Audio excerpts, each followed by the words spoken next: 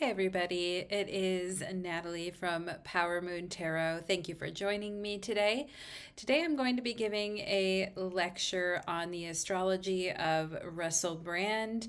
And given his recent allegations, he has been in the news very recently. And so I wanted to have an opportunity to talk about that. And actually, the allegations came out right around the eclipses that we had at the end of March, when we had the Aries eclipse. And I made a mental note to myself, okay, I need to go back and look at his chart, or I need to go back and pay attention to that, because all of that, and we'll talk about what the recent allegations are and everything, but all of the mess that was kind of happening around him happened right during the Venus retrograde, the Mercury retrograde, and that eclipse that we had, that final eclipse that we had in Aries at the end of March. So everything kind of blew up as far as his court case is concerned around that time. And he was with full force back in the media again. And so I thought it was a really good time to basically talk about his chart and kind of take away the lessons of what happened during that time and look at the astrology of what was happening around that time as well. Let me make sure the back in the media again. And so I perfect. Okay. So my technology is up and running. For those of you that don't know me, my name is Natalie H, and I've been here reading your energy on YouTube for over 6 years right now. I'm a tarot reader and I also do astrology. Thank you for being here today with me on my channel. I really do appreciate it. And for those of you that would like personal readings with me, whether that be tarot readings or astrology readings, there'll be links in the description box below once I get everything posted after we're done here. But let us go ahead and talk a little bit about Russell Brand. Now, I have a photo of him here in case you need a little bit of your memory to be jogged about who he is. He's a 49-year-old English comedian and actor, podcaster, YouTuber, and media personality. He's been recently in the news because of allegations surrounding his conduct towards women. These allegations have been brewing for like the last 10 or 15 years, but they were formally charged within the last month or so. He was formally charged and has to go to trial and everything as a result of these charges. And so not formally charged because he hasn't really had a trial yet, but he was, I don't know, indicted, I think is how you would say it. Excuse me, I'm not a lawyer, so don't kill me in the comments. I believe he was indicted, but whatever the British word is for indicted, because he is a British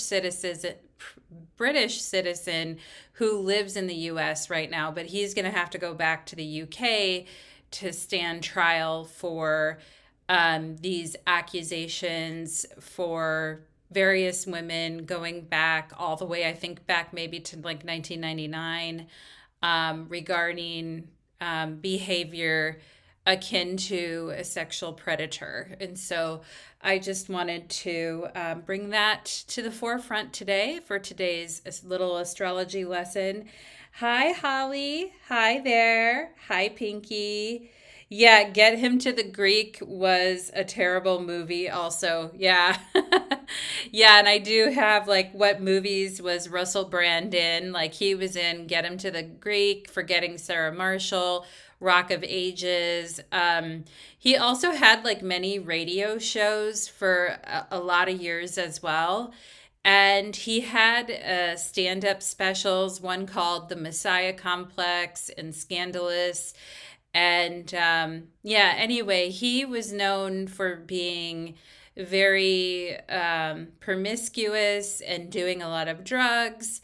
And then eventually he kind of found a spirituality and went that route. And then he got really, during COVID, he got kind of weird, and he started posting a lot of conspiracy theory things, and he started really leaning a lot more towards the right. And he does have very strong political and cultural views that often flip flop around.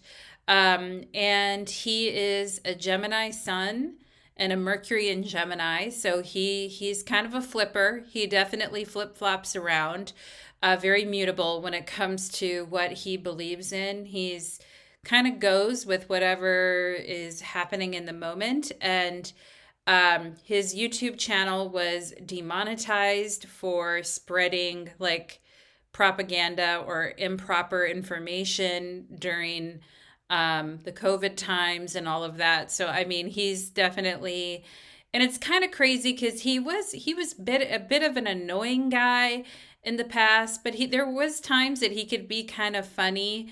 Um, but he had a good sense of humor, or people thought that he was smart or witty with the comebacks and all of that, and that he could be like fun.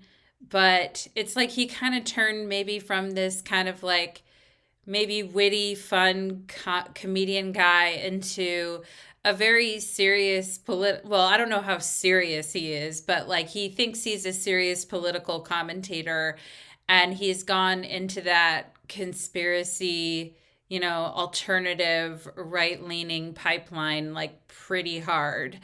So that is interesting. And yes, that is true, Pinky. He used to be married to Katy Perry, and she's been in the news a lot lately because of her whole thing that's been going on with her. I think it's interesting that they're both in the news right now, and they both used to be married. But he broke up, they were married back in the day, and he broke up with her over a text message. So I think he's always been kind of a bastard, perhaps a cheater and a bastard and all of that. But, not, I don't know. Now it's kind of changed. I think people are seeing him in a different light, that it's maybe not just that he is, he's kind of a rough around the edges guy who did a little too many drugs and cheated on a few too many women. Like he's kind of veered into this other, more ugly territory, I feel. And a lot of this all came like roaring towards the front of the line during the eclipse that we saw on March 29th of this year. We saw that eclipse at 9 degrees Aries, and we'll talk about why that is. And yeah, he became a COVID denier and a conspiracy theorist in 2021. He developed a large following online. He was like a wellness influencer and became like a conspiracy theorist. And whenever we have like conspiracy people that are really into conspiracies or conspiracy theorists, I really love to study the 12th house about around those people. And what is their 12th house like? Because, of course, the 12th house is where we have hidden enemies in astrology, right? And that could be like a paranoia, like I have an invisible enemy that's out to get me, and the deep state is trying to destroy me, like that kind of talk. Is very like 12th house in astrology, which we'll talk about in a little bit, about his 12th house. But a lot of people have called him a grifter, which means he just kind of goes wherever there's money, and he doesn't really have any like moral or ethical foundation. He just kind of follows whatever is popular and whatever is like making money, or like whatever benefits him. A lot of people are saying he's a grifter and a accused sexual predator. So, and truth be told, all the allegations, the British government started like really seriously investigating him in 2023.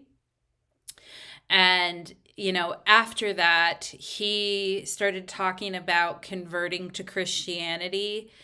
And eventually on April 28th, 2024, he was baptized into the Christian faith. And he talks about being like a total imbecile who was promiscuous and all this kind of stuff, who like now lives in the light of the Lord and all this kind of stuff. And people are like, okay, did you just convert to Christianity to kind of stop yourself from being like, to get public sympathy or to get people on your side because you're being investigated for like sexual crimes, like that type of thing? And it's very interesting that we're talking about everything to do with him today. Because today, actually, Pluto is going retrograde today, and Pluto is very loud in his particular chart. So it's interesting that I picked today to talk about him in his chart, because actually today is the day Pluto's going retrograde. So I think that that is pretty interesting. Now, here is his actual chart. Now, one thing we always have to ask is the birth time accurate, right? Because he was born, it says he was born at 12 midnight in the United Kingdom in Essex, really, is where he was born. And, you know, the 12 midnight time, it does bother me. His birth time is B rated. And when we see birth times given to certain charts of data collectors, they give those charts like A rating, B rating, C rating. And usually the charts that are rated AA, A, and B have a fairly stable birth time. Okay. So, but I don't like it because it's exactly midnight. Is his says his birth time is exactly midnight. So I'm a little cautious on the birth time. He is a Capricorn rising, but he's at the very tail end of Capricorn. And if he was born 11 minutes later at 12:11 a.m., he would actually be an Aquarius rising. So that would like shift all of his house positions one sign in his chart, which, you know, we'd be looking at a little bit different chart in that sense, which is why I'm not going to go crazy over all the house positions as much as I am going to be talking about the planetary combinations. Now, the birth time, it's okay. But it kind of bothers me it's exactly 12 midnight and that the ascendant is very close to switching over to Aquarius. The thing that helps me get around it is that most birth times are recorded later than they occur, right? So the baby comes out of the womb or the baby comes out from C-section, you hear the first cry, you pause for a minute, you clean off the baby, the doctor or the nurse turns around and writes down the birth time, right? So it's usually the birth time is a little bit, usually the actual birth time is a little bit earlier than the time written down. So if it was a little bit earlier, that would safely put him as a Capricorn rising. So that made me feel a little bit better, but I just to let you guys know, I'm a little on the birth time, but it is B rated. So I'm like, okay, I'll go with it. And then to talk a little bit about the allegations before we begin looking at the astrology. So basically, Russell Brand, the British media published a story in September of 2023 talking about how during the height of his fame, there's some women, not just one woman, but like multiple women as young as 16 years old at the time, like really young girl, and multiple women that have come forward that are saying that he has assaulted them. Now, again, even though the allegations are being prosecuted right now or being looked at right now, they've been kind of like floating around for a while. So it's not like brand new. But Russell Brand said that he is grateful for an opportunity to defend himself in court.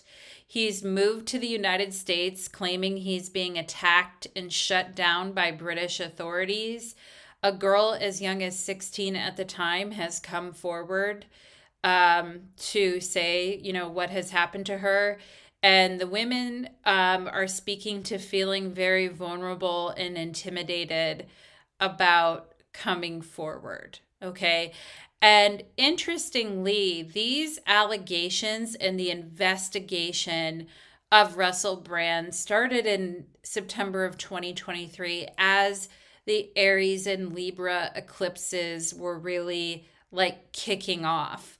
And I think it's interesting that he was like formally indicted at the last of the very last of the Aries eclipses. And you can see here, this is the chart. This is what caught my attention. And I was like, whoa. When the story came out, because I was just like, I watch the news, obviously. Astrologers, we have to like always be looking at the news, watching the news. We have to be like little mini historians, I feel like half the time, like watching what's going on. And not that we're like actual historians, but you guys know what I mean. We have to like watch watch what is happening. And I was watching the news around the eclipse and I was like, okay. And I remember last year during the eclipse there was the big thing with P Diddy, right? And he was getting busted and all that. Well, this time around it was Russell Brand that was getting like charges, hit with charges. And charges were filed against him on April 4th. And I was like, whoa, because it was like literally like 3 or 4 days after the eclipse. So we're still in the eclipse territory.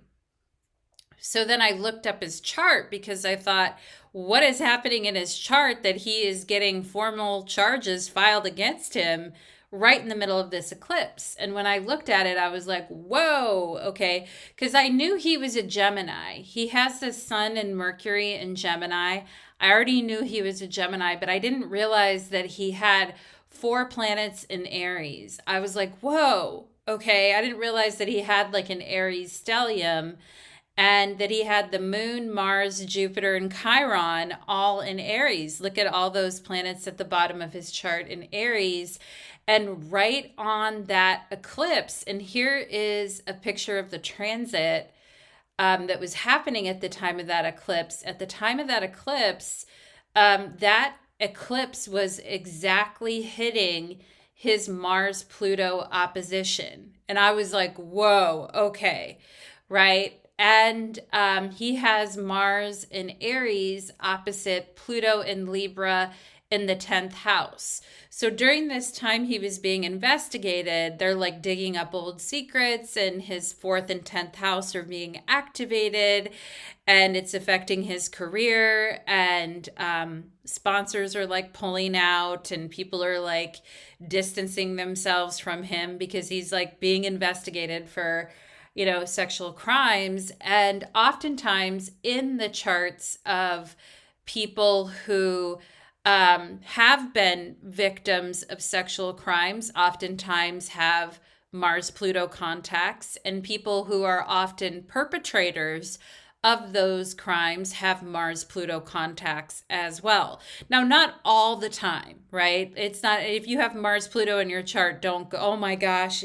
something bad's going to happen to me. No, I don't want you to think that way. It's just a lot of times in a lot of charts that I've seen, clients and, celebrity charts and acquaintances and all of that, when there's Mars-Pluto things going on in the chart, there is some issue with the way that power is used against a person, or that person uses power and intimidation against other people, right? And in this particular situation, we're looking at how Russell Brand is using power and intimidation and, wanting things now. I want it right now. Give it to me right now. I need it right now. How that energy, that very, and Mars is the planet of sexuality. It's a planet of raw passion. And in Aries, it is supercharged to be an extremely raw, passionate planet. But opposite Pluto, there's a destructive tendency there for him when it comes to being very demanding towards people sexually. Okay, so when I saw that this eclipse was hitting his Mars Pluto opposition and he was being formally charged with being a predator, I was like, what? Okay, because the astrology is just a little bit too real there. And I was like, okay, here we go. And let me see the comments too. I'm a sub to him, and okay. And you both just posted used to adore him. Yeah, Gilly Max says I used to adore him. Yeah, I think a lot of people thought that I mean, it's the Mercury in Gemini retrograde. I feel like a lot of people really liked him because he was funny and glib and charming, and he was, he would talk weird stuff all the time, and he'd make people laugh. And I think a lot of people liked him. And I feel also like that Mars in Aries is in a conjunction with Jupiter. So I feel like, it's kind of like being encouraged to be like, you're almost encouraged to be wild and gregarious and outgoing and get a reaction from people, right? Aries, it's like get a reaction. And the more reaction you get, the more you feed on it. And the more that reaction grows and the more that people love it and the more reward you get for it, right? And you see an element there with that Jupiter and Aries in a conjunction with his Mars where he's actually being rewarded for being, like a naughty troublemaker, or for being very like blunt, or being very like bold and gregarious about how he is doing things. And yeah, so um, yeah, Gilly, I read that too, that he's been diagnosed when he was younger, he was diagnosed as bipolar. Yep, I did hear that. And that he did have his own history of assault from his biography. And we're going to talk about his father and his family and, other parts of his life too. So it's not just going to be this, but Gilly, yeah, I agree with you. That is consistent with my findings as well too, about what he has said about his own life, like that he suffered from bulimia and all this kind of stuff. And I really feel the Sun Neptune opposition there, because he has that Sun in Gemini, but it is opposing Neptune. I do think that talks about someone with perhaps a weak constitution, or perhaps a person that caves a little bit easier, or a person that, and not saying that people that have, anything wrong with them have like a weak constitution, but, I think some people have a lot of things wrong with them and yet they don't go on to physically harm others. And I think it's truly like the weaker people that they have a lot of problems within themselves, but they go on to harm other people. I feel like those are the ones that are very weak. And that's what I see with his Sun Neptune opposition from the 6th to the 12th house, perhaps, is someone who has a lot of weakness within himself. And that's, a lot of us have weakness, right? Different areas of our lives are filled with weakness, but it's in how you handle it, right? Right? We're getting into the more morality of things, which, isn't necessarily for us to judge everything because we don't know a person's journey, but at the same time, we do as human beings have to make judgment calls about certain personality types. And anyway, so I think it's an interesting thing with him. And when I saw that, I was like, yeah, there's a lot of personal weakness with the Sun opposite Neptune, but with the Mars and Aries, there's a lot of overcompensating for that with a lot of bravado and overconfidence, where you would almost feel bad for the guy, except he probably would turn around and stab you in the back while you're feeling bad for him. So that's kind of the vibe that I was getting from the chart. And we'll talk about more about why I see that in the chart as we go on. But his trouble, so this is when the charges were filed against him right on that specific eclipse. And at that time, Mars in Cancer was also in the middle of a really long transit, like months and months on end, moving through his seventh house of partnership and in a conjunction with his 10th house of career. So that is very challenging. And he also is having Saturn squaring his natal Mercury at that time. And you can also see Mercury and Venus were retrograde at that time as well, and were retrograding over his moon in Aries. Now, the moon rules the seventh house of partnership in his career. The moon rules his partnership, his house of partnerships in his chart. And so he was having retrogrades over his moon in Aries during that entire time, ruling his seventh house of partnership. So he also was having Neptune ingressing into Aries and hitting his natal moon in Aries.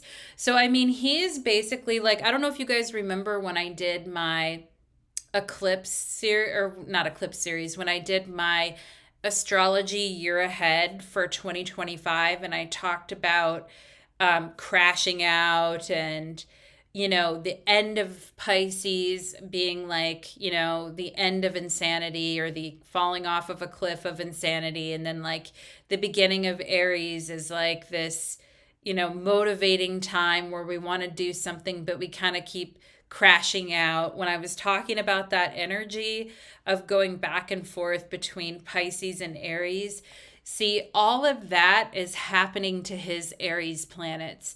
So he has several planets that are in the early degrees of Aries. And so all of those transits that we have seen happening over the last, you know, couple of months have been hitting his Aries planets really hard, along with the Mars in Cancer. So that is a lot happening in his chart. And yeah. So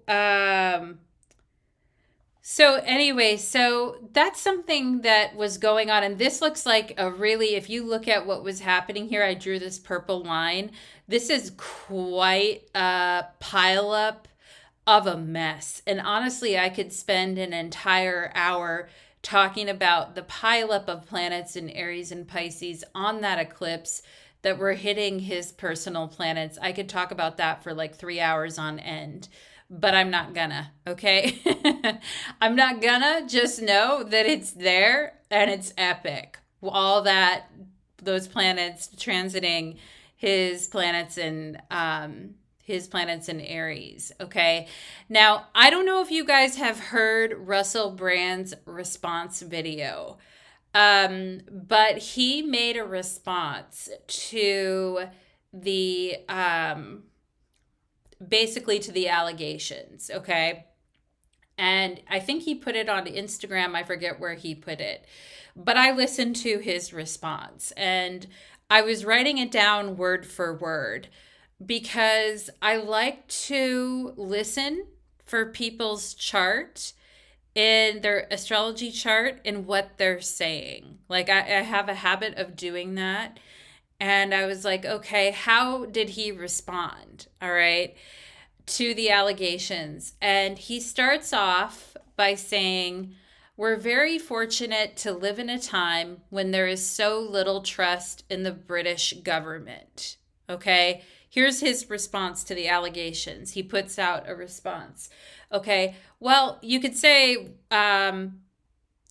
that might leave you scratching your head saying we're very fortunate to be living in a time where we don't trust our government. That doesn't sound like a fortunate time. But what he's saying is, I am fortunate to be living in a time where no one else trusts the government, and the government is trying to bring a case against me. And by extension, because everyone has so little faith in the government, they're probably not going to believe this case about me either. Okay. So it's a very weird statement to start with, like saying we're very fortunate to live in a time where there's so little trust in the British government. Okay. And again, he's British, so he's speaking to their government. Then he says a second time, we're very fortunate to be in a time when we know the law has become a kind of weapon. How are we fortunate? How is that a fortunate thing, right? If we're fortunate to know that the law has become a weapon, then he's just saying that he's happy that everyone knows that anything that the people have so little trust in the government and in the law, that anything that they do, nobody's going to buy it. Okay. And that works for him because he's being charged with a crime. Okay. Is basically what he's saying. So he's saying again, we're very fortunate to be in a time where we know the law has become a kind of weapon to be used against people, institutions, and even entire nations that will not tolerate levels of corruption. Okay, so he's saying people don't tolerate levels of corruption anymore. And basically, he's insinuating this case against me is all about corruption, and it's all about the legal system being untrustworthy. Basically, those are the buttons that he is pushing. And then he goes on to ask his audience, how do you feel about your legal system? Because they're not prosecuting this case or that case, but they chose to prosecute my case, right? Which of course has nothing to do with whether he's guilty or not, but it's a good distraction away from the issue. Now, one thing that I think we need to, yeah, and you're right, Gilly Mac, look into my eyes. He says it too. He says, look into my eyes. I am not a predator. Okay. And it's a little on the creepy side, but the look into my eyes. Okay. But immediately I was like, okay, when he's talking about not trusting the government or not trusting the judicial system, in astrology, the law or the judicial system is represented by Jupiter. So Jupiter is the planet that represents like our legal system being if it's operating in a positive way, right? Being good, moral, ethical, being fair, a legal system that is run by people who are very educated and who understand the system and give everyone a fair chance. And, the judiciary is very associated with Jupiter. So I have here the law and the judicial system equals Jupiter. A weapon, if we think about what is a weapon, okay? An axe I can throw, a knife I can throw, a gun I could shoot, right? A weapon. When we think of a weapon, we think of what planet? Mars, right? Mars is the planet that has to do with having a weapon, making a weapon, using a weapon. Okay, so he's saying we're very fortunate to live in a time where the law has become some kind of weapon.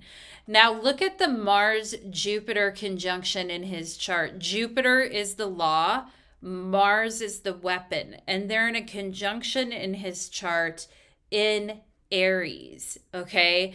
So he is saying it's good that the law is a weapon and it's being used against people because guess what? Then no one trusts the law as a result of that. And you can see that Mars-Jupiter conjunction in Aries, law being used as weapon, is in a square to the planet Saturn. Saturn in Cancer right here. Okay. And I'll draw a little um, arrow to our Saturn in Cancer. Okay. There's Saturn in Cancer, and there's the Mars Jupiter conjunction. These planets are in a square to one another. So the square to Saturn says the law is being used as a weapon, but I don't trust, right? Saturn is saying, I have no trust and faith in the government, the law, the judiciary, the branches of government, the institutions of government. And I think that the government has questionable ethics, and I disagree, right? And so now he's positioning himself as a crusader. Hello, Aries energy, crusader, as a crusader against unethical behavior. But are his motives pure? Okay. Or I mean, and that's where he's becoming this, he's questioning the ethics, right?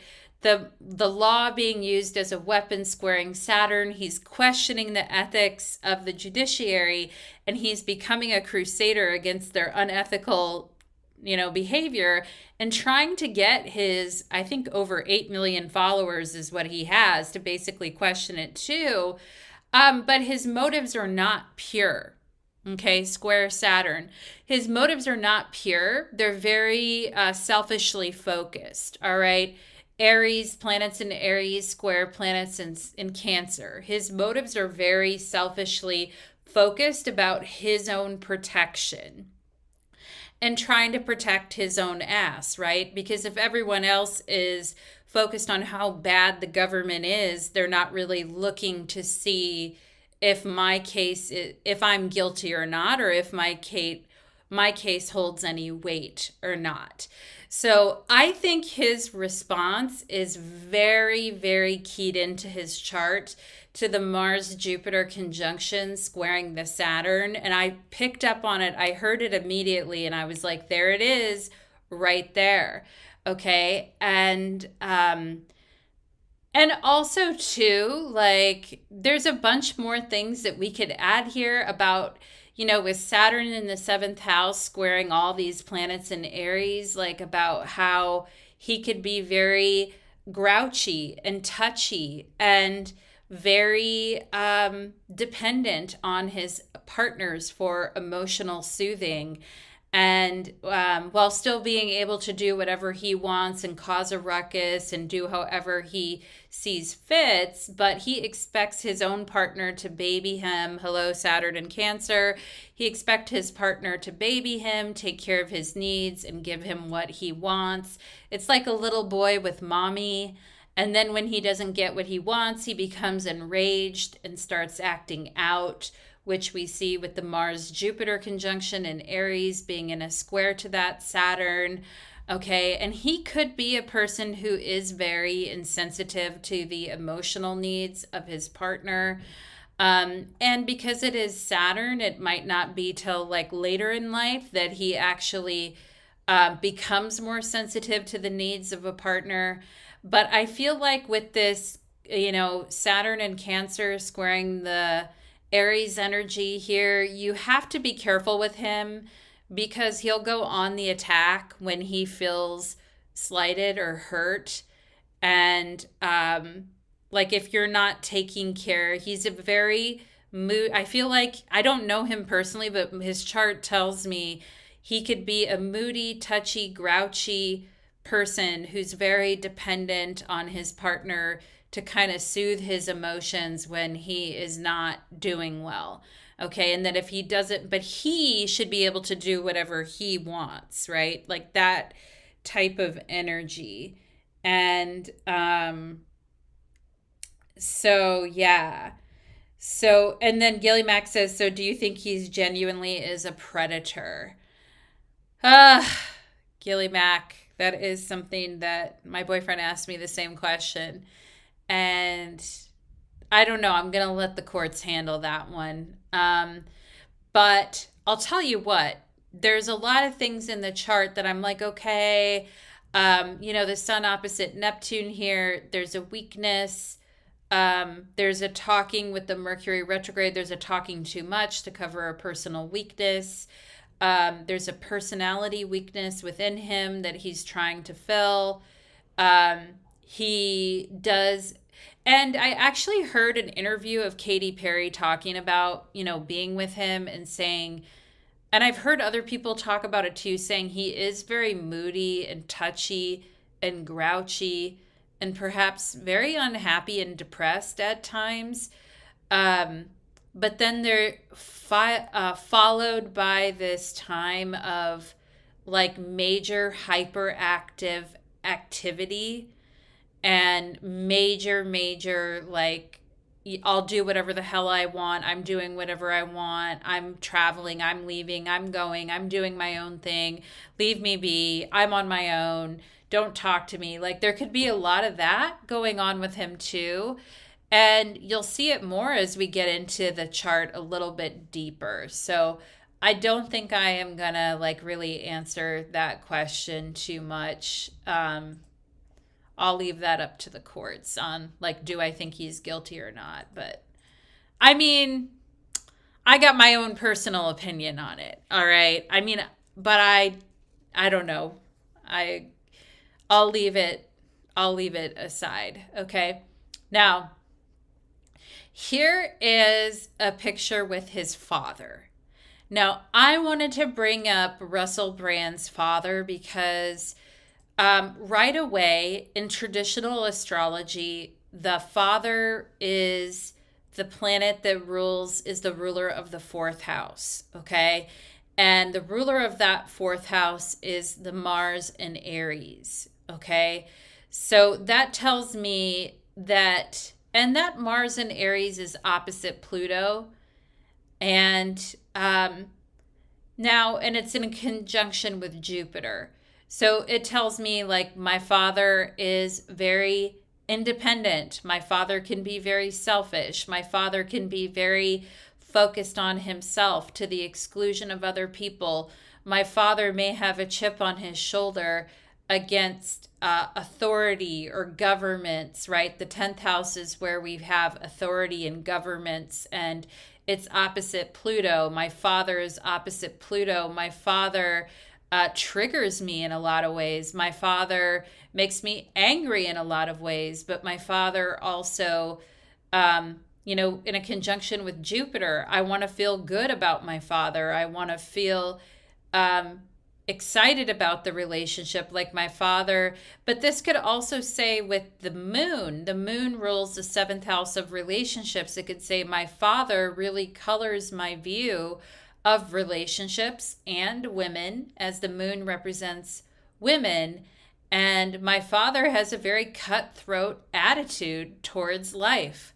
My father has a very kill or be killed attitude towards life. My father is not a sensitive person. My father is independent, does his own thing.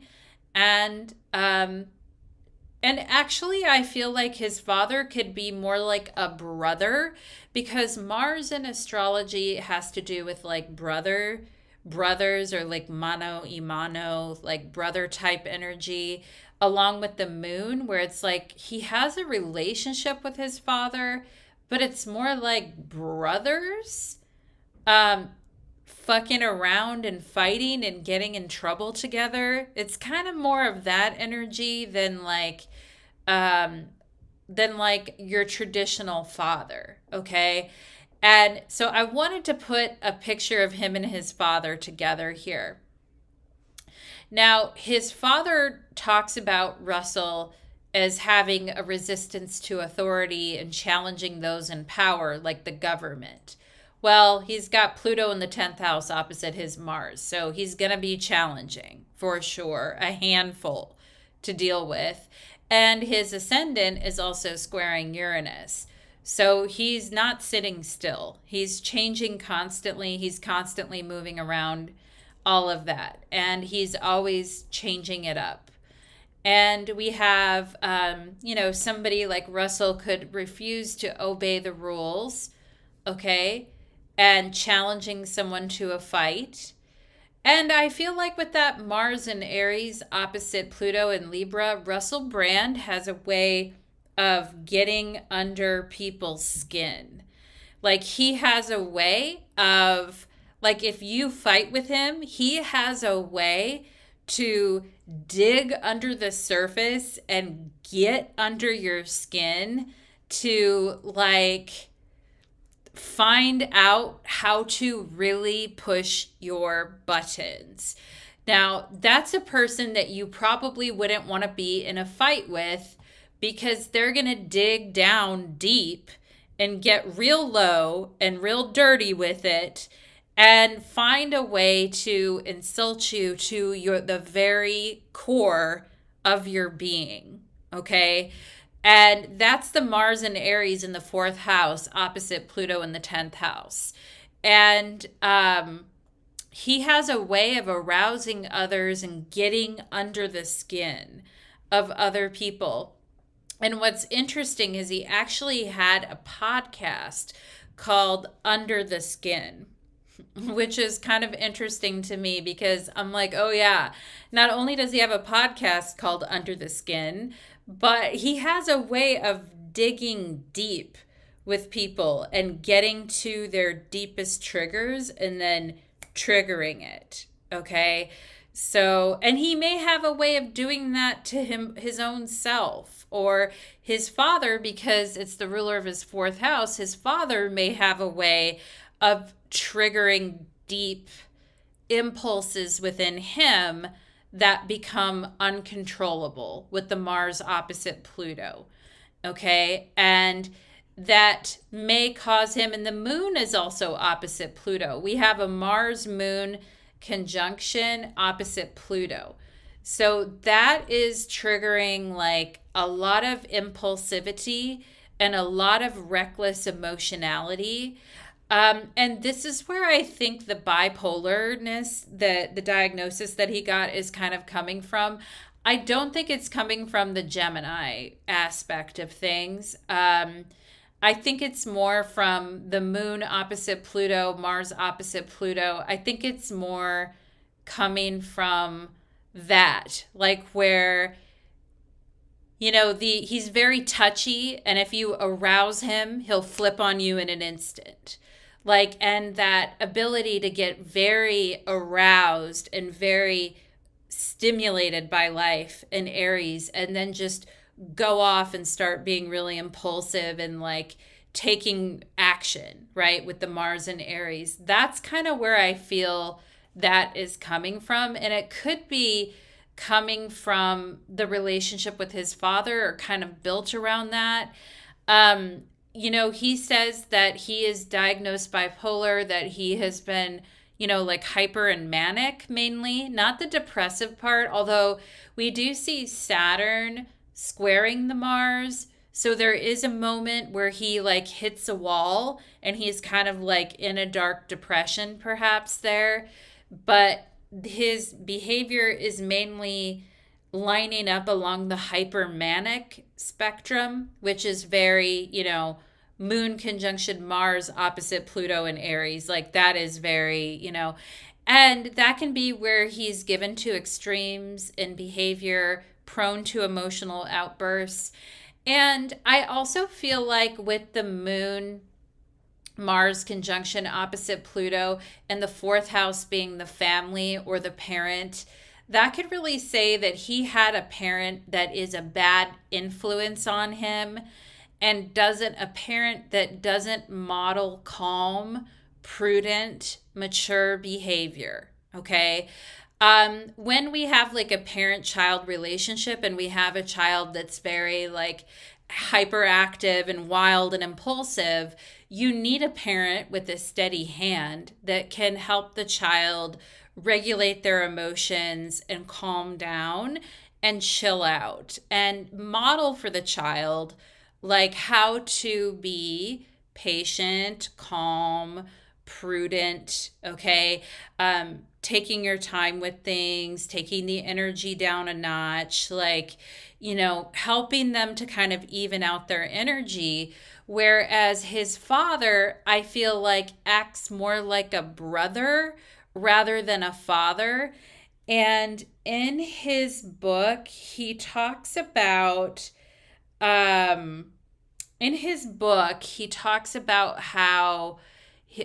Russell's autobiography, he talks about how when he was 17 years old and like a virgin, his father took him to a brothel in Thailand and like exposed him to like multiple women at the same time and like paying for, sexual favors and like, and he said that it just went on for a while, and that him and his father were like in the same room together with these women, like engaging in these, sexual activities, which is very boundary breaking behavior. He said that it triggered something within him that made him want more and more extreme, behavior sexually. And, you can really see that with the Mars. Mars is really that powerful, impulsive, sexual energy. And he really learned that from his father. And I feel that his father very much encouraged that in him and perhaps was acting more like a big brother who's like, yeah, bro, like, let's go to here or whatever, rather than like a calm, prudent, mature, kind of protecting you kind of a father. And so he talked about how that like changed his brain chemistry and made him like really want more extremes sexually. And I was like, whoa, that's, pretty wild. To be exposed. And Mars is like, Mars is a planet that is exposed in the mythology, exposed to things at a very early age. Like in Indian astrology, Mars is only a 7-day old child when he essentially kills a demon, and he's like born from Shiva's like hot semen, and then he like kills a demon 7 days after being born. And so when you think about Mars, it's a very like, that's a lot to handle as like a 7-year-old god, right? To be kind of doing all that kind of stuff. So I think there's a lot with the father there, that, had the father been more of a role model, been more calm, prudent, mature, acting less like a brother on a party bachelor weekend and more like a father, I think perhaps maybe he would have a different, I don't know. I don't know, but maybe he would be different, but I think his father is a problem. And actually his father has come out and defended him against the accusations. Like his father has come out like swinging basically and is like totally defending him in all of it, which is interesting with the Mars energy and the moon and all that there. And here's a quote from Russell Brand himself, which I feel is very Moon Mars opposite Pluto. Okay. And this is a difficult configuration. And because it's in a conjunction with Jupiter, I feel like people encouraged him to be wild and crazy, or he got rewarded for being just wild and crazy and going off the wall and, just pedal to the metal, balls to the wall. I feel like he actually, with the Jupiter there, it's like he was getting rewarded for that. And so it just kept getting bigger and bigger. Even though Chiron is there, it was like really perhaps harming him or harming others and not the way to go. And so that's a little bit crazy. I think it also, Jupiter is the planet of religion and spirituality and all of that, and it is in a conjunction with Mars.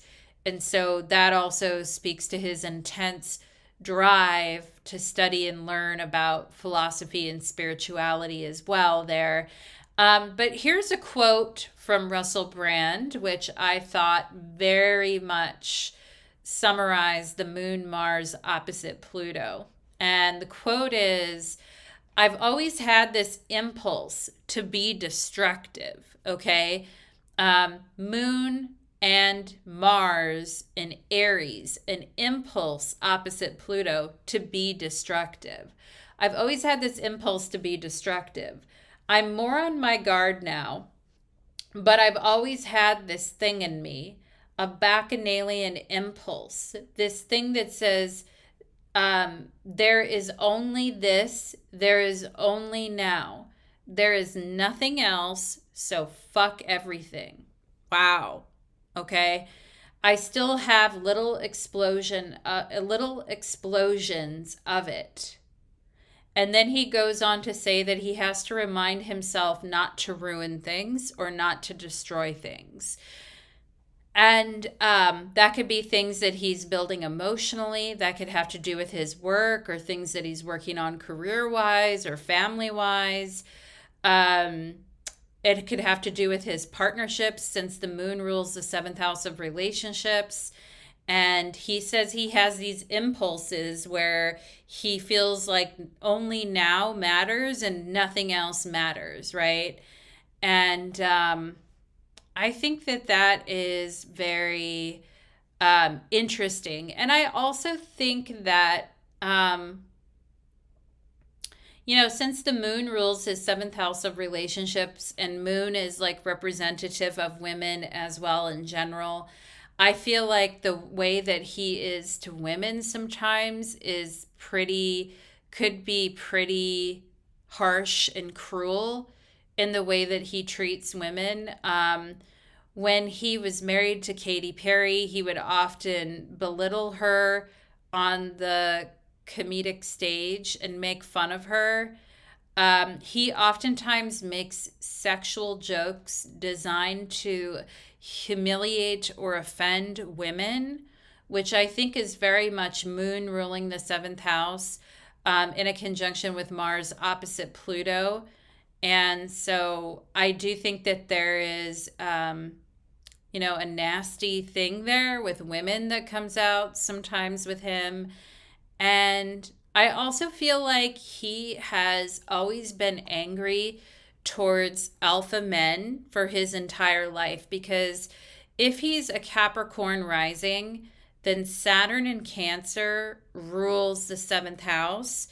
And that Saturn in Cancer is squaring the Mars in Aries. The Mars in Aries is the alpha man, or like his father, if you will, or representative of the alpha man. And he's in a square to that. And he's talked about before how he likes to put alpha men in their place, okay?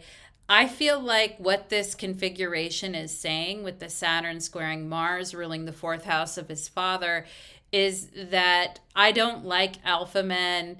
I like to try to put them in their place, but if I can't, I'll attack a woman instead, or I'll humiliate or embarrass a woman instead. And that could be calling a woman on national television, calling her a shaft grasper, talking about, grasping the penis, or, just things like that, where he is insulting what a woman is wearing, or commenting on her cleavage, or, in interviews and things like that. And so he does get very nasty with women when he's offended, and perhaps maybe when he can't overrule like an alpha male, he goes after a woman instead, which is something that I do see in the chart.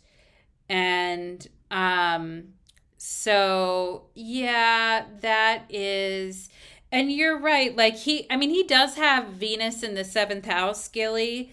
And he talks about women in a very flowery way sometimes. Like he'll be like, oh, she's just lovely, or she is very, I'm trying to do my best English accent, but oh, she's lovely, or I'm not going to say anything else about her, like about his ex, because she's a very like lovely woman, that type of thing. So I have heard him say things like that too. I think it's when he feels insulted or attacked is when he starts with the like, or he's not in control, is when he starts with the attacking. And an example of that was this. I don't know if you guys happened to see this in 2013. He made an appearance on a TV show called Morning Joe on MSNBC. And here he is on the left. Apologize for the grainy photo here, but here he is on the left. Here is two female news anchors, and here's a male news anchor. Now, this was promoting his tour called the Messiah Complex, which took off on June 17th. Well, his interview was on June 17th, 2013.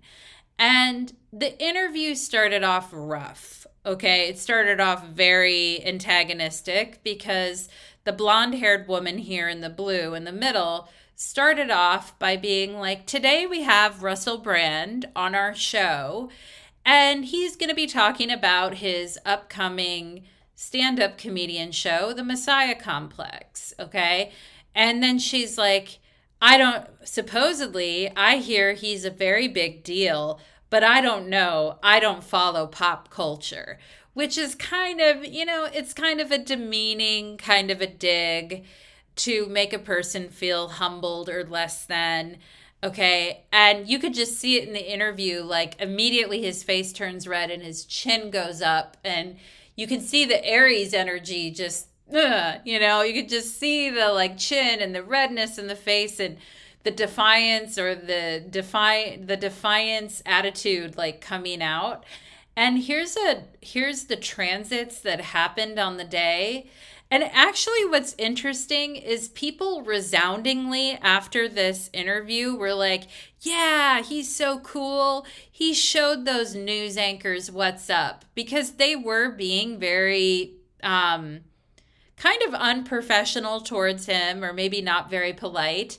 But he started calling the one in the blue dress. He started making comments about her marriage and her cleavage, and started calling her like a shaft grasper, and just really started like saying some things that were like, it's going a little too far. And you can see the day that all that happened, the moon in Libra was on his natal Pluto and was triggering that Mars Pluto opposition, which is so funny. Again, we have the Mars Pluto opposition being triggered. The moon was in Libra that day on top of his Pluto, and he was very insulting to the women. I would say he was far more insulting to these two women than he was to the guy. And he was very insulted. He felt humiliated. We see his ascendant squaring Chiron. When he feels humiliated, he gets angry. He goes on the attack to get a reaction, and people love it, right? Mars in Aries conjunction Jupiter. It's like people like it when he goes on the attack, or they're like, yeah, get him.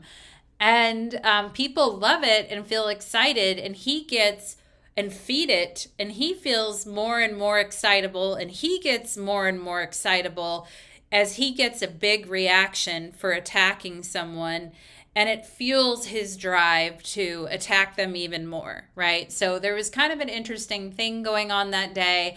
At the same time, Mars in Gemini was on his sun in Gemini. And at one point, he picks up the papers that the reporters have, and he's like, oh, is this your job? This is so easy to do. And he starts shuffling the paper around, and he's like, I'll just, take over your jobs, basically. And he just starts like spouting off the news, which is a total Gemini thing. And he's become completely, fed up and impatient with them at that point. And the interview went pretty bad, and they really lost control of the interview. And they did look very incompetent as a result. But it started off, I think, with perhaps a subtle dig towards him. And he kept accusing them of not being polite. We have the moon in Libra and the 10th house ruling, Libra ruling his 10th house. And this sense of feeling attacked because somebody, wasn't being polite or was being very rude. And then he goes on the attack and he gets a big reaction. And then he becomes more gregarious and more outrageous and more insulting, like going to insulting, giving them very like explicit sexual insults on top of it. So kind of taking it too far, right? With the Mars Pluto opposition, where we kind of don't know we kind of keep taking things a little bit too far. Yeah. And yeah, people were very positive about like this show. They were like, yeah, he gave it to them. Those people suck. People were like really happy about it. And even I remember watching it and being like, haha, yeah, he really handed them their butts and they were really not prepared for that interview and they came off looking really bad as a result of the interview. And they did come off looking very superficial and, stupid and all of that. But the sexual insults for me were taking a little bit too far, I think, for the women. And I feel he did insult them more than he did the guy. So I didn't really appreciate that part of it. But yeah, so there is that there is that aspect. And I think it's funny that whole thing happened on as the moon was transiting on his natal Pluto and as, Mars was on his sun. So he was probably already, in a very cranky, fired up kind of a mood anyway. And now I want to talk a little bit about his Sun Neptune opposition, okay? And Russell Brand actually had a show called The Messiah Complex, where he was addressing this issue of having like a Jesus complex or a Savior complex or a Messiah complex. And it's funny because in his own chart, he has the sun opposite Neptune, which is very, someone that you would assume that would probably have like a Messiah complex. But in his chart, he has sun opposite Neptune with conjunctions with Rahu and Ketu, the north and south node. Okay, so there we have the Sun-Neptune opposition, and there we have Rahu and Ketu joining the Sun-Neptune opposition. So a lot of stuff going on there. Now, Brand talks about being a drug addict who reformed and became a Buddhist, and then he became a conspiracy theorist, and then he converted to Christianity.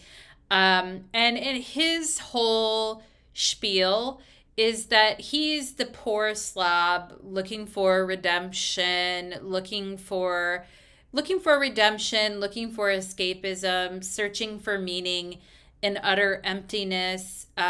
He has an interest in intellectual and philosophical topics. He's searching in a depraved and sick world for meaning and something to latch onto, is kind of the vibe that I was getting from him. And I'm calling this particular slide here One Sick Puppy, okay? And we've got the sun in the 6th house of sickness opposite Neptune in the 12th house. So obviously, he's dealt with a lot of addictions. He's dealt with doing a lot of things which have been very physically harmful to himself. And Brand said that in an interview, he has a history, his history of drug use had left his desire for peace, tranquility, and transcendence unfulfilled.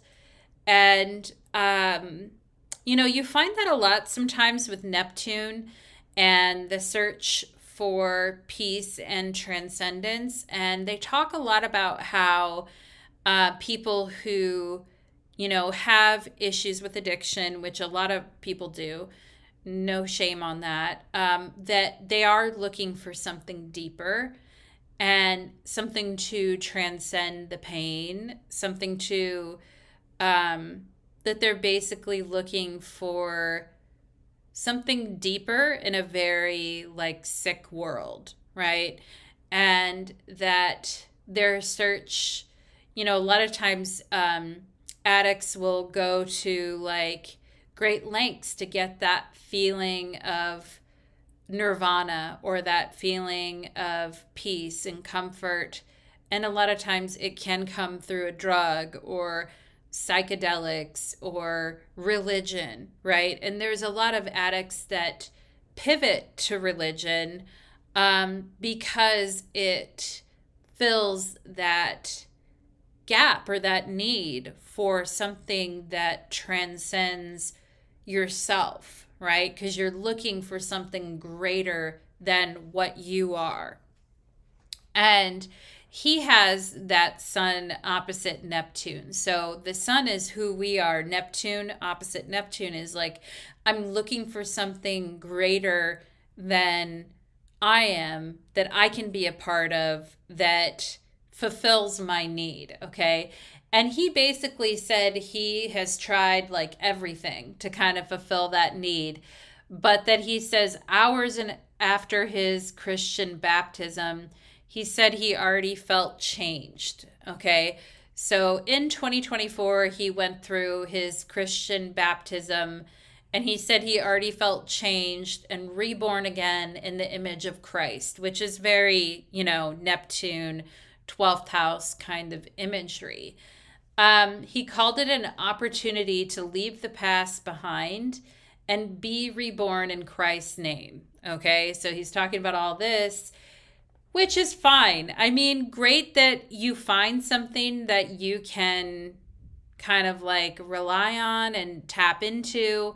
But he also like said, then you can live as an enlightened and awakened person. Okay, and this is the part that I don't appreciate. I highlighted there. Because you can, you can go and search for meaning and search for religious transcendence for yourself and look for, the thing that's going to lift you up and keep you happy in life and find that thing and be really excited. But 10 minutes after you do it, and let's say you've tried other things in your life, Buddhism, other different things, right? 10 minutes after your baptism, you're telling other people that they need to do the same so that they can be an enlightened and awakened person as well. Okay, well, first of all, you got baptized 10 minutes ago. You need to take it down a freaking notch, okay? And second of all, right, maybe you shouldn't be telling other people what they need to be doing with themselves to become enlightened and spiritual, especially since he as a person has been like bouncing all over the place for over 20 plus years, doing different things, which at every turn, he was telling people, oh, this is the right way, this is the right thing, or this is the correct thing. And then a few years later, finding another thing and saying, oh, no, now this is the true thing. Now this is the correct thing. Okay. And that kind of flip-flopping and that kind of like just fluffing around doesn't really do anything for me. Now, this is personally for me where I don't resonate with that. Like getting baptized and then 10 minutes later telling everyone what they need to do to be enlightened like you. It's like, no, I don't. And that's where you've got Rahu and Ketu coming into the picture. You see Rahu in a conjunction with Neptune, or the North Node in a conjunction with Neptune. And that's where things can get a little fake, or political or a little, they get like overblown out of proportion, or it's like you need to take it down a notch because you literally got baptized 5 minutes ago. You're not in a position to be telling other people how to become enlightened beings. Okay. So that annoys me, I will say. That annoys me to no end because, and it comes off as really insincere as well. And it comes off as being fake, you know? And I think with the North Node there, Rahu is a very interesting energy because Rahu will do things for political reasons or will do things for reasons that are not um, like ethical as well. So I think that is something that is very not good. And that is a thing that disturbs me about that whole part of it. Okay. Um, but the 12th house is the house of conspiracy theories.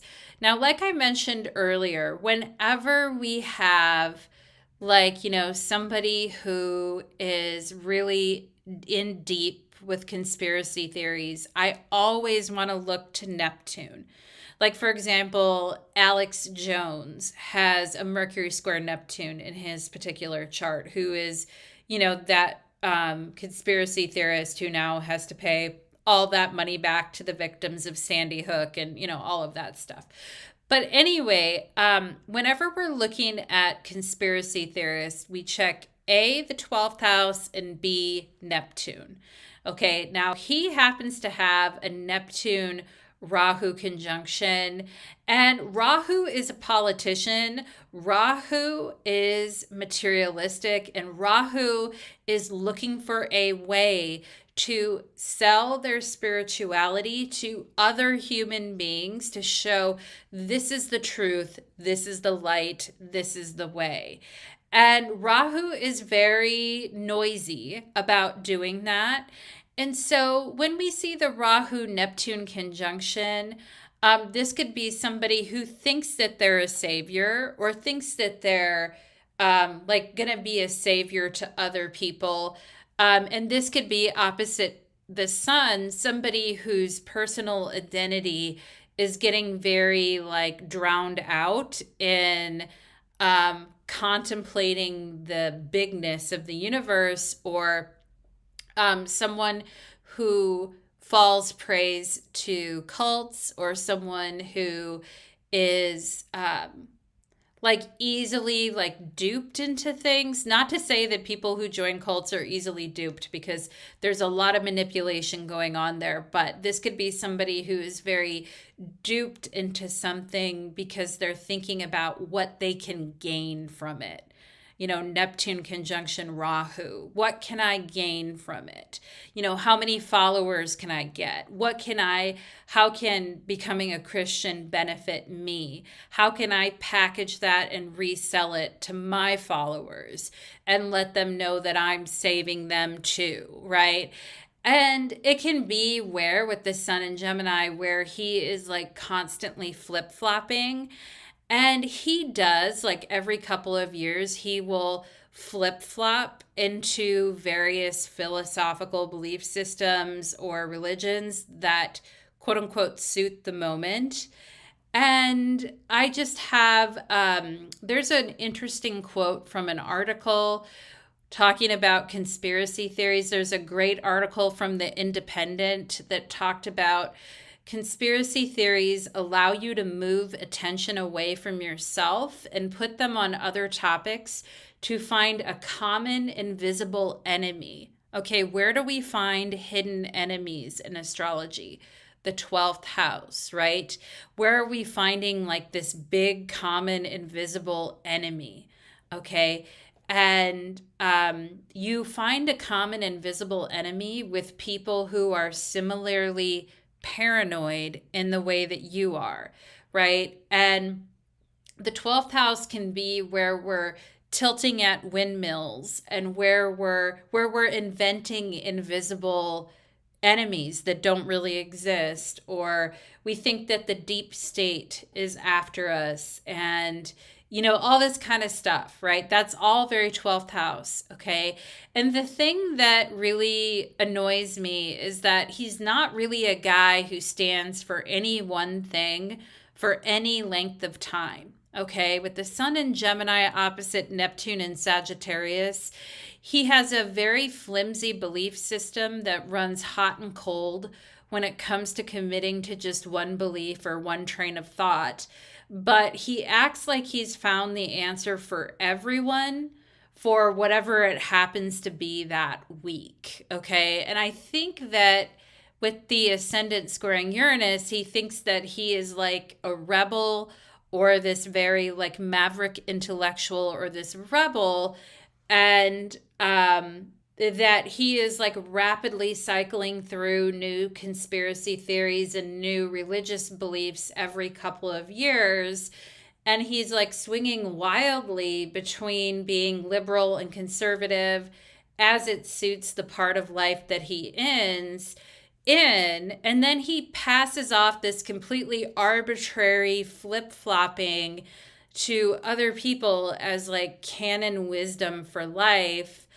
And yeah, that part of it is very manipulative. And I have to be frank, it really irritates me. And the main thing that I see when I see people doing that type of behavior is weakness. Somebody who is very like personally weak and also in very internally flawed, and somebody who is engaging in massive delusions and massive avoidance, like definitely a lot of avoidance. Here, look at that purple cat over there. Look at that pink cat over there.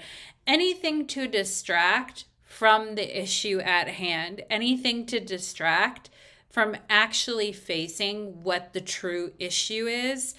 And anytime anyone like scratches the surface of that issue with the Mars opposite Pluto and the moon there, you're gonna get shots fired. You know what I mean? You're gonna be like you're gonna be in his zone of destruction if you awaken the beast in that way, is what I feel. And so, as long as you're keeping it vague and flowery and everything, talking about transcendence and, non-reality and duality, and you're just talking about basically about a lot of crap that has nothing to do with what the actual issues are in his life, he's probably going to be fine with you. Okay, but if you start honing in on things that are actually present and true and need to be dealt with, there's going to be a rejection of that reality. And we can see his ascendant is opposite Saturn. So it's like, I don't like Saturn. Like, don't show me the reality. Don't show me the mistake. I don't really want to see it. Like, let me keep living in my delusion type of thing. So that part of it, yeah, I am going to come out swinging on that part of it a little bit more, because I have a bone to pick with people who do that kind of thing and then try to tell other people that's the way you need to live, right? It's like, you don't, yeah. So anyway, so there was a really great article in the Independent talking about Russell Brand's Jesus complex is complete and fueled by right-wing conspiracy theories. And it says, ask his followers and he's no predator. He's a truth seeker, right? Neptune in Sagittarius, conjunction Rahu, opposite his sun. He's a truth seeker. He's a free thinker. His ascendant square Uranus. He's under the threat of being gagged, despite no one being able to silence him so far in life. Yeah, it's just an interesting article talking about how conspiracy theories can really play on people's emotions and morality. And And basically, his whole thing is he's being attacked by hidden forces who want to silence him.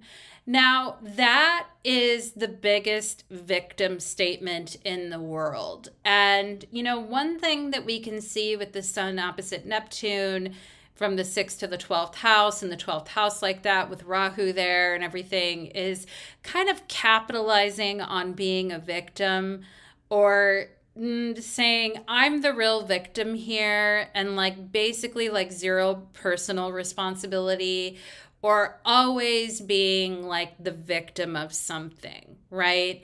And, basically he's saying, hey, I'm this morally ambiguous person who's like reformed my ways.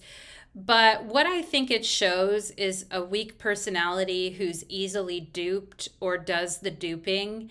And then I see like a hunger and a need for exploration, excitement, and spiritual quest in his life, which wouldn't be like a major issue, except that he like gets it, like, he does a lot of culturally insensitive things too. Like, after, and look at how his midheaven in Scorpio right there, his floating midheaven is right there in Scorpio, and it's right in that conjunction with Rahu and Neptune. They're all three together right there. And I'll draw a little box around them. I'm really pointing to these three things right here: his midheaven, Rahu, and Neptune. They're all there. And, it's Rahu can definitely be political, and the midheaven in Scorpio, he could be obsessed with power, getting into politics, getting involved into culture and politics and all of that. His North Node is in Sagittarius, of which Jupiter rules Sagittarius. And so, he has that very strong Jupiterian side to him. But he's also done very culturally insensitive things. Like, he worked at, I think it was a radio station he used to work at. And right after 9/11, he like, or maybe it was a video, I think maybe it was MTV or something, I don't know. But right after 9/11, he went to work dressed as Osama bin Laden. Like right after 9/11 happened, and then tried to like go on TV dressed as Osama bin Laden at work. Now, of course, he got fired for that, but that is, that's very culturally insensitive. So I don't know. I don't know. I don't know what to say about all that. But when I heard that, I was like, really? And when I saw the Scorpio midheaven with the Rahu, Neptune, and everything, I was like, oh, yeah. But anyway, it's always the same story of like him being attacked by hidden forces and conspiracy and all these kind of things. And basically the moral of it is I'm the victim, right? I'm the one you should feel sorry for. I'm the one you should protect and care about. I'm the one that has been wronged here, right? Is that whole spiel of like, I'm the victim. Now, here's him, trying to tell other people what they should be doing, and him praying. And my whole question about him is he creating a prison of his own making? Because the 12th house is associated with quote unquote prisons and things like that. And I don't know if he's going to go to prison. I'm not predicting that, but it could also be like a metaphorical prison where our beliefs and the things that we're like spouting make our lives smaller and make our lives with less choice, right? And think about it. Like, if you have been a person who has been rapidly cycling through conspiracy theories every couple of years and changing religions like every couple of years and kind of like, changing constantly, right? He's got his Mercury in Gemini retrograde. He's got Uranus squaring his ascendant. He's got the Mars Jupiter conjunction. He's not a guy that likes to be told what to do or to fit into a particular box. And he's like a person that he's a person that wants to keep changing all the time. But I feel like with his recent moves, he's backed himself into a corner. Because once you have like 8 million in your audience and it's all based off of like conspiracy theories, you kind of have to keep going down that path. And you're going to be doing that for like the rest of your career. And then becoming a Christian, that's great and all, but once you're a Christian, you can't really like, I don't know, like because he's winning a lot of favor from people, especially now that he lives in the United States by converting to Christianity. And the United States is a big rah-rah Christianity, country. And now that he's come out as this Christian, it's not like he can go and like really maybe be himself or really do some of the weird kind of like zany things that he did in the past. And it kind of comes when what happens when you can't invent yourself anymore? What happens when you have backed yourself into a corner, right? Like what happens when you run out of moves on the chessboard, right? And I don't know, you get old enough in life and this kind of happens. You don't have that many more moves left to make. And the people that are paying your income and are following you are not going to tolerate like a conversion to, I don't know,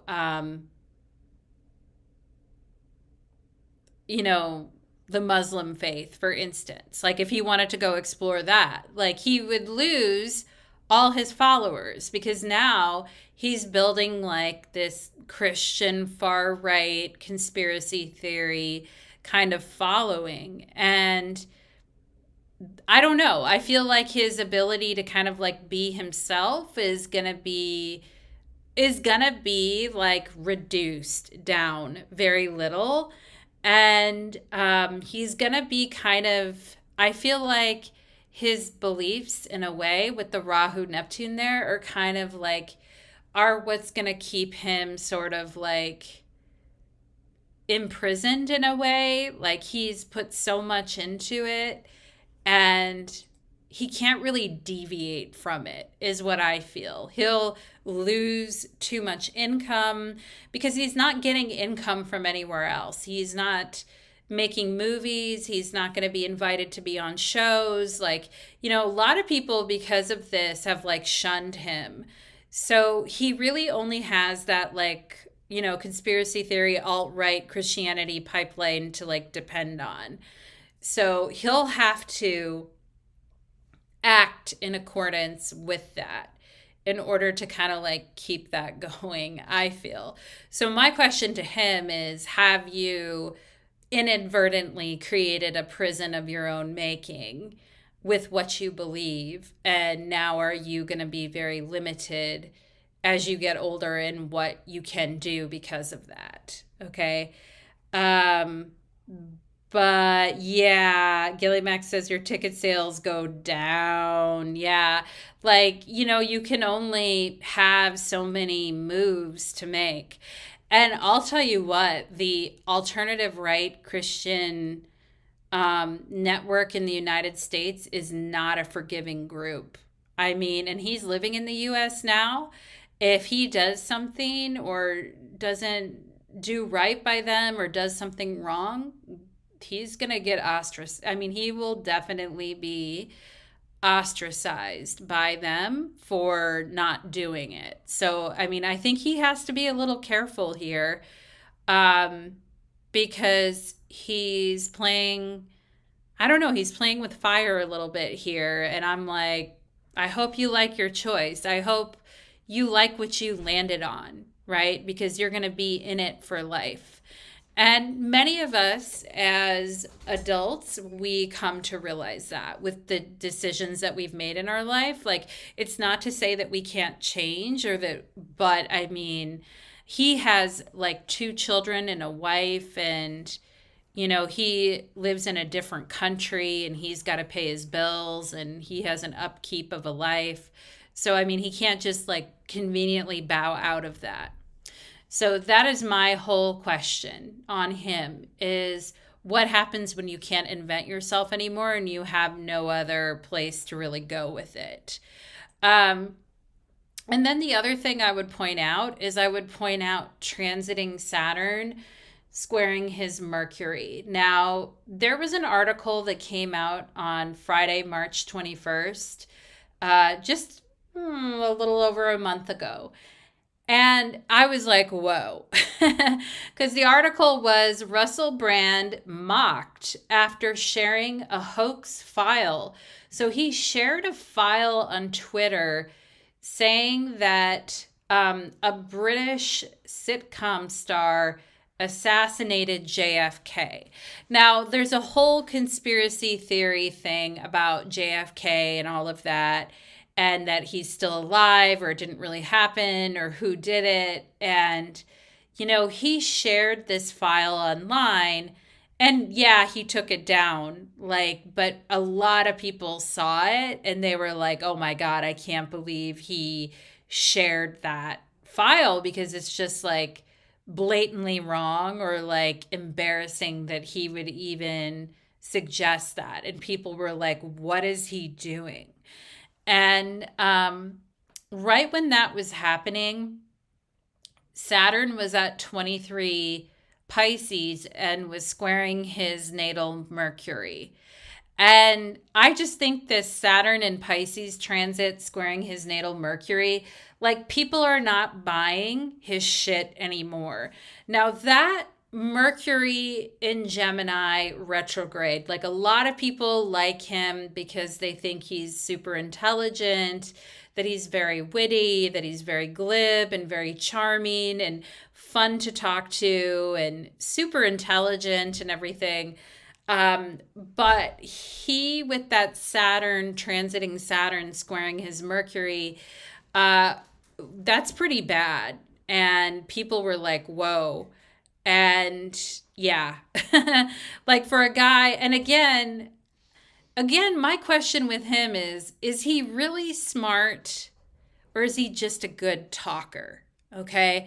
Because some people can be really good at talking and really good, clever at presenting ideas and sharing information. It doesn't mean that they actually are very smart. And I think a lot of the conspiracy theory things, like a lot of them can be disproved by just looking a little deeper. And so we have to ask ourselves about critical thinking, objective thinking, critical thinking. And I don't know. Like, I'm like, after he posted that, and I think a lot of people were kind of like, man, that guy is slipping, or man, that guy doesn't know what he's talking about, or man, that guy. And a lot of times, especially true with men, okay, there's a lot of men, and I've worked with enough men that are like this, who they're really good talkers, all right? They talk with a lot of confidence, they act like they know their shit. They are very charming and easy to talk to, and they're very quick witted and quick with the comebacks and quick with the answers. But a lot of times, it's not how quick you are. Being like quick or being very like glib or clever with how you're responding to things is makes you a person that can be really fun to talk to. It doesn't mean that you're right. It doesn't mean that you're like accurate in what you're saying. You know what I mean?